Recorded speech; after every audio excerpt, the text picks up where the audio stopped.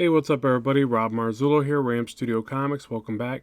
So today's video, I'm going to teach you a little bit more about action poses, and I'm just going to draw through a few of these poses and get started and talk about that process, and then at the end we'll do a review of the poses and talk a little bit about that. So here, just kind of roughing out a running pose, I like to always start with a bit of a warm-up, and something that's always a bit easier for me is more of a profile. So even though there's some twisting in the anatomy here, it's still a little bit more simplistic in my mind because it's a side view. So I talk about that a little bit. Like if you ever have that particular thing where it's a bit easier for you to do, I don't necessarily say lean on it, but it's definitely a great way to warm up, and it's also a good way to visualize your poses. You can kind of start with whatever's easier for you and then elaborate from there. So it can be a confidence builder.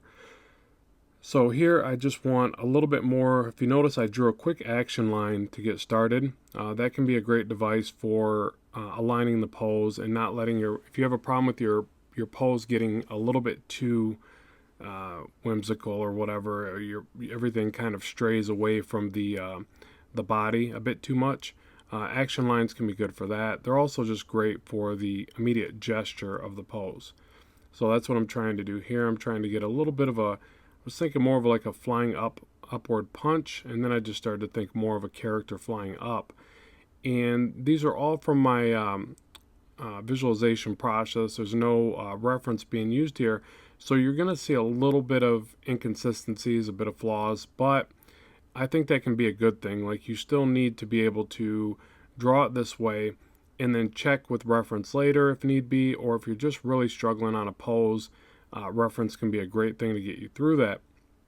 But what I like to do is at least strengthen my mind's eye, my visualization process, by just drawing from memory, and just be aware that I have a horrible memory. So it probably affects even my drawing, but just day to day I have like this horrible memory. So things like this are a little bit maybe tougher for me, I guess, but it's still great exercise for that. And I don't even know if the two are combined. I would imagine they are. Memory's got to be memory, but with this, I think it's more of, can you visualize the anatomy in a certain pose? Can you make tweaks to it and make it look correct, even though it's not? And I think that's a big part of comics anyways, because if you were to take this and try, well, for one, I always talk about it's so tough finding a pose that you need like this. Like, good luck finding this pose of somebody, or even creating this pose can be tricky with a camera and whatever setup.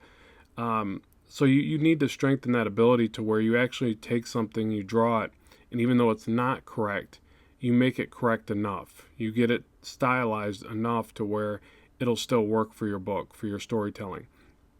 And some people become great at that. Obviously, you look at comics, there's artists that just do a fantastic job of it.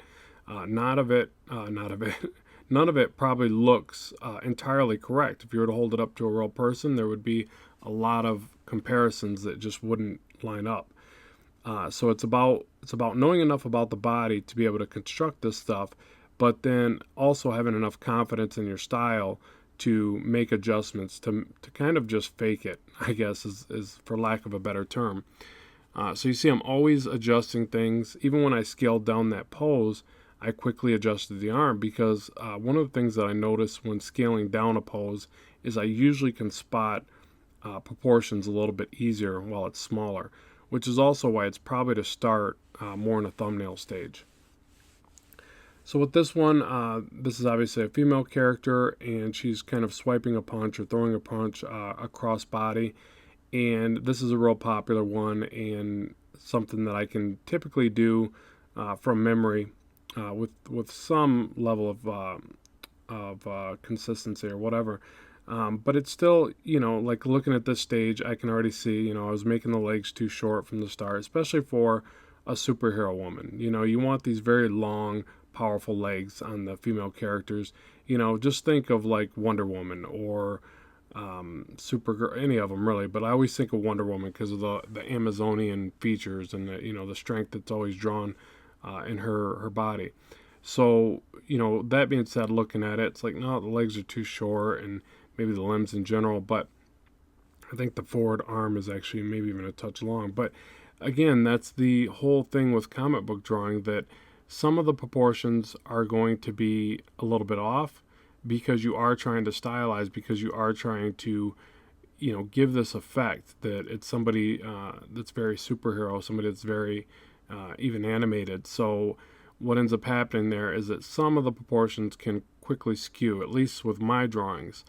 And that's one of the things I'm constantly trying to refine and get better at, because I think that's one of the things that really stands out from an accomplished artist to an amateur artist is proportions, range of poses. Like if you're a new artist, you're gonna be stuck kind of at static poses and basic poses. You're gonna be less likely to venture out and do some extreme foreshortening or some dynamic poses. For instance, like one of the things that you see in very beginning stage character art is all the limbs out to the side, nothing crossing over the body. And it's not any harder to draw the limbs crossing over the body, like that leg right there. It shoots in front of the other leg, and that, in each one of the characters, something a little bit, except that top left one, crosses over the body. And that's a really quick way to make something look more interesting or more dynamic. And it's easy. But as a new artist, you don't always think about that. So as you progress and you start to study more figure drawing, you start to realize that that's a really quick way to create a dynamic to your 2D illustrations. And from there, there's all kinds of other things that you have to learn, where the anatomy goes, how it really looks in different poses, how anatomy contorts and flexes, and it goes on and on and on. But it's well worth it, obviously, or we wouldn't be doing it. So yeah, so here just adjusting this pose. Again, the legs feel a bit small, so I'll end up trying to tweak that. The upper arm looks a bit small to me from this stage of it. So then I start to draw through and clean up the body, and I almost want to start drawing an anatomy, but these are really meant to be mannequin drawings and not anatomy structure as much. I tend to draw it in anyways just because it helps me visualize sometimes, or all the time, but it's they're meant to be mannequin, because with the mannequin stage, you want to log in lots and lots of these, because what they do is they allow you to edit your work, and they allow you to basically recycle your own artwork. And that might sound bad to some people, but really to me it makes the most sense. Like I do it a lot for storyboards. The more comics I do, the more I try to take advantage of it, because it just makes sense. It's your artwork, Why redraw everything all the time? Now, certain times you're going to go back to your art and you're going to say, it's not even usable. I've gotten so much better and I see things differently. That was a really bad drawing. But that doesn't always happen. Sometimes you can reuse it. Sometimes you can make a quick adjustment and fix something from your previous art and recycle your own art. So to me, it makes sense. So, but if they're in a mannequin stage like this, you can take full use of that. So I would definitely recommend it. Okay, so in the next stage, we're going to look at these objectively and do some draw-throughs. And I think this is highly important. That's why I wanted to include it in this video, that you need to always study your own work and see where you could improve upon it the next time when you revisit maybe something of a similar pose. So let's go ahead and move on to that. Okay, so now let's just do a quick kind of analysis of what we got here. I'll do a few draw-throughs on this. And what I like to do here is when I get done practicing poses like this is just go back and study and see what I might have got right, what could be better. Always analyze your work. That's really the process of this. So one of the things that I tried to convey with these is the change in direction from the shoulder to the hips in a lot of the poses. So I try to make that as evident as possible. You can see it more so right here. Nice curve in the spine, change from the shoulders to the hips to the head. They should all be on a slightly different tilt for action poses. Even for poses that are static or somebody kind of sitting against a wall leaning, you should try to tilt those just a little bit, and it will automatically make that pose look a bit more dynamic without a whole lot more effort. So even here where it's not as evident, it's still slightly evident. And as far as what could be better, and poses like this guy right here flying up in the air, it's okay. It's not a horrible pose, and it's definitely something I can work on and improve upon. I've got a little bit of proportion issues with the limbs. That seems to be one of the things that I need to focus on and learn a little bit more of. This arm I think would look a bit more dynamic if it was up here with a better foreshortened forearm. And these are all things that you can do. Once you get a pose to this level, you can always tweak it. You can always work out the kinks. And that's why I like really working out these poses in this mannequin stage, because it doesn't make me think too hard about making edits. Like, I'm real open to editing the pose as I finish the artwork. As if I refined each one of these to a fuller level of finality or whatever, I'd be less likely to make adjustments. But in the mannequin stage, I'm very open to adjustments. It's not a big deal.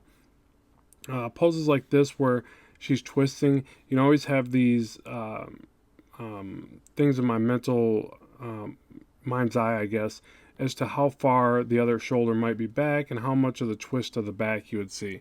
So in this part right here, it probably would make a little bit more sense to have the back come out further like this, because the back will segment like this here, and then get this other arm over to here. That would look a bit more correct and dynamic, and in turn, it would counterbalance the fact that the hips are twisted this way, where you see you're just getting the one side of the glute, the leg is forward here, so the twist is more in the other direction here. So to show that contrapposta, I'm probably slaughtering that contrapposta, whatever it is, you would twist it here and probably show a little bit more of that back. So that could be corrected as I go to finish the artwork. So again, they're not bad poses. They're decent in my opinion, and I always enjoy creating these because I always learn so much. Now these were all from visualization. I didn't look at any reference. I started to study some reference when I was getting to this pose, but I didn't end up going with it. I just shucked the reference and I went from my mind's eye. And you can see even right here, I'm noticing more and more as I study this, the arm's still a little bit short here. At least for dynamic anatomy, that would probably be closer to realistic proportions, maybe even still a little shy.